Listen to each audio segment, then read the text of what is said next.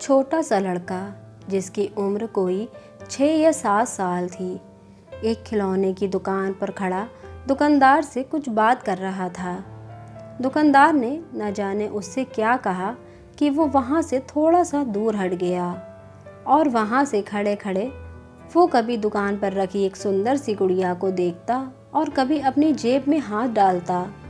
वो फिर आंख बंद करके कुछ सोचता और फिर दोबारा गुड़िया को देखने और अपनी जेब टटोलने का क्रम दोहराने लगता। वहीं कुछ दूर पर खड़ा एक आदमी बहुत देर से उसकी ओर देख रहा था।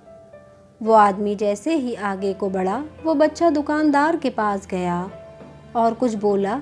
फिर दुकानदार की आवाज़ सुनी कि नहीं, तुम ये गुड़िया नहीं खरीद सकते क्योंकि तुम्हारे पास जो पैसे हैं वो काफ़ी कम हैं।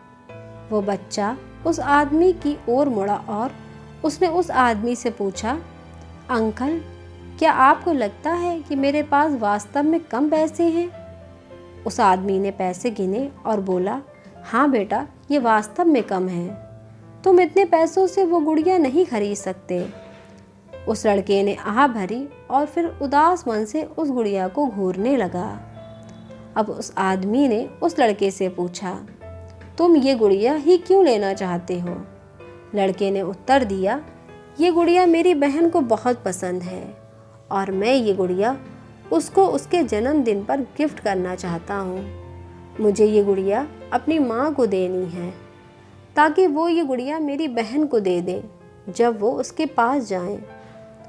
उस आदमी ने पूछा, कहाँ रहती है तुम्हारी बहन?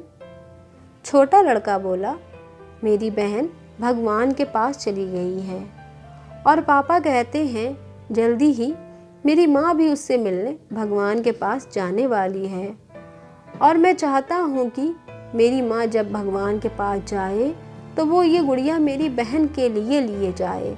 उस आदमी की आंखों में आंसू छलकने लगे थे, पर लड़का अभी बोल ही रहा था। वो कह रहा था कि मैं पापा से कहूँगा कि वो माँ को कहे कि कुछ दिन तक और भगवान के पास ना जाए ताकि मैं कुछ और पैसे जमा कर लूँ और ये गुड़िया लेकर अपनी बहन के लिए भेज दूँ। फिर उसने अपनी एक फ़ोटो जेब से निकाली। इस फ़ोटो में वो हंसता हुआ बहुत सुंदर दिख रहा था। फ़ोटो दिखाकर वो बोला, ये फ़ोटो भी मैं अपनी माँ को दे दूँगा ताकि वो इसे भी मेरी बहन को दे ताकि वो हमेशा मुझे याद रख सके। मैं जानता हूँ कि मेरी माँ इतनी जल्दी मुझे छोड़कर मेरी बहन से मिलने नहीं जाएगी, लेकिन पापा कहते हैं कि वो 2-1 दिन में चली जाएगी। उस आदमी ने झट से अपनी जेब से पर्स निकाला और उसमें से एक 100 रुपए का नोट निकाल कर कहा, लाओ अपने पैसे दो, मैं दुकानदार से कहता हूँ, शायद वो इतने पैसे में ही दे दे। और उसने उस लड़के के सामने रुपए गिनने का अभिनय किया और बोला, अरे तुम्हारे पास तो उस गुड़िया की कीमत से अधिक पैसे हैं। उस लड़के ने आकाश की ओर देखकर कहा, भगवान तेरा धन्यवाद। अब वो लड़का उस आदमी से बोला, कल रात को मैंने भगवान से कहा था कि हे भगवान, मुझे इतने पैसे दे देना कि मैं वो गुड़िया ले सकूं। वैसे मैं एक सफ़ेद गुलाब भी लेना चाहता था, किंतु भगवान से ज़्यादा मांगना मुझे ठीक नहीं लगा। पर उसने मुझे खुद ही इतना दे दिया कि मैं गुड़िया और गुलाब दोनों ले सकता हूँ। मेरी माँ को सफ़ेद गुलाब बहुत पसंद है। उस आदमी की आंखों से आंसू नीचे गिरने लगे।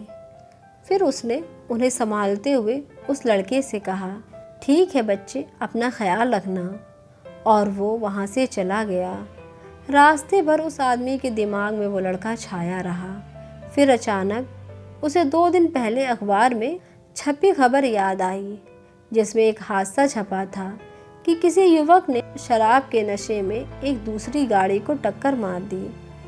गाड़ी में सवार एक लड़की की मौके पर ही मौत हो गई और महिला गंभीर रूप से घायल थी।